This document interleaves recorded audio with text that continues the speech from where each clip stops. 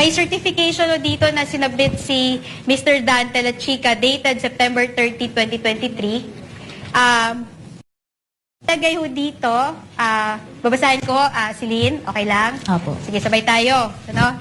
This is to certify, Silene pala, sorry po. This is to certify that confidential activities such as surveillance and information gathering were performed in 122 areas during the third quarter of CY 2023, which enabled the team to prevent untoward incidents from transpiring during the engagements of the Vice President and in the implementation of the programs of the Office of the Vice President, including the establishment of 3 new satellite offices, Isabela in Cagayan, Valley, Bicol, and Barm, and the implementation of the OVP Libreng Sakay Program.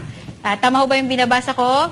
Opo. Okay, so ito ho yung naging support niya, proof of success of the information gathering na sinabit ni Office of the Vice President. Tama ho? Opo, response po nila sa AOM for the third Salamat quarter. po. Your Honor, this has been marked as Exhibit D-1-116-OVP-B for the court's information.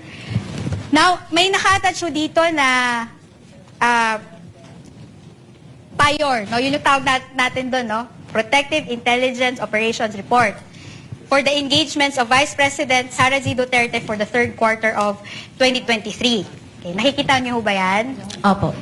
Your Honor, this has been marked as Exhibit D-1-116-OVP-C for the respondent.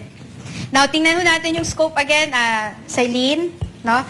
This report pertains to the narrative of events and accomplishments of the VPSPG in terms of protective intelligence operations during the engagement of the Vice President Sara Z. Duterte for the third quarter CY 2023. Do you see that?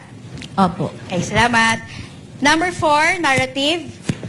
The protective intelligence activities carried out in support of the Vice Presidential Security and Protection Group's protective security operations for the places of engagements of the Vice President Sara Duterte from July 1 to September 30, 2023 are listed below.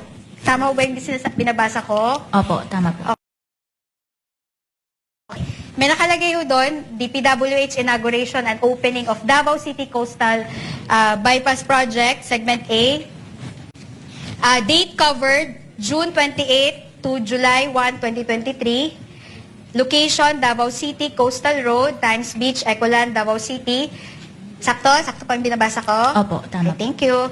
Probable threats, letter A, cost-oriented groups, open close parenthesis, NDF, and letter B, criminal groups. Tama po? Opo, Okay, tama. thank you. Number 4, detailed intel collection team, ICT4, tama po? Opo. Okay, number 5, timeline of activities, no? As shown below, the timeline of activities of the Vice President are as follows. So, tingnan natin yung number 4 kung magpo-fall po yan sa confidential or surveillance work, no? Number 4, liaising with intel operatives and respective informants of the PNP and AFP for the data information gathering needed for the threat assessment on criminalities in Davao City and neighboring areas. Does that fall under confidential activity or normal lang yan sa administrative work or normal administrative work lang yan ng OVP? Papasok po siya sa surveillance. Okay, salamat. Number 5 po, no? Intel fusion with for the threat assessment and situation update. Papasok po siya sa surveillance. Opo. Okay, salamat po. Ito hong number 11, no? Final briefing to Intel operatives and informants. Ano ba to? Normal lang to na trabaho ng OVP or part ito ng surveillance or confidential work? Papasok po siya sa surveillance activity. Alright. Then, baba tayo dito sa actual operations, no? Itong profiling and security tagging of the participants, item number 12, who will be attending the event. Papasok po ba na normal admin work lang yan ng OVP or papasok po siya as confidential work or surveillance? Papasok po siya dun sa surveillance. Okay, salamat. Number 13, deployment of intel operatives and informants along routes, primary and alternate from the PNP. Surveillance or normal work lang yan ng OVP? Papasok po siya sa surveillance. Okay. Number 14, provided intel coverage prior to the arrival, actual and departure of the Vice President. Surveillance or normal lang yan? Part lang yan ng admin work ng OVP? Papasok po siya sa surveillance. Okay.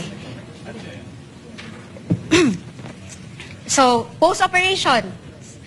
Number 16, continuous collaboration with the intel operatives of Davao City Police Office and TF Davao. Pasok po siya sa admin work or surveillance or confidential work? Sa surveillance po. Okay. So, nakikita mo dito lahat, Miss Celine, no? Pati na yung doon sa report, nakita mo naman na isa-isa yon, lahat may mga dates at lugar. Tama po? Opo, nakalagay po yung narratives, okay. yung timeline. So, for the first and second and third quarters of 2023, no? Do you confirm that? Nakalagay naman yan lahat. May dates, may activity at may lugar. Tama ho? Opo, based po sa PIOR reports na submitted, Okay. may mga details po na ganun. Salamat. So, lahat ng mga submissions ng OVP for the first to third quarter, kasama itong Protective Intelligence Operations Report. Meaning, sa first quarter, yung pinakita ko nga, may sinabit kanina, di ba? Kasama po dun sa response nila sa AOM. Okay. Attachment po. So, kasama din doon sa response nila yung second quarter na Protective Intelligence Report. Kasama din po dun sa attachment. As well as the third quarter, which is itong binasa niyo ho. Opo, kasama din po yan. Okay. But, despite of all of this, no, sinabi mo, hindi, disallowed pa rin yan kasi walang evidence of success eh. No?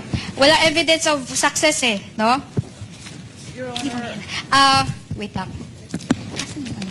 Kindly turn on the mic for the prosecutor.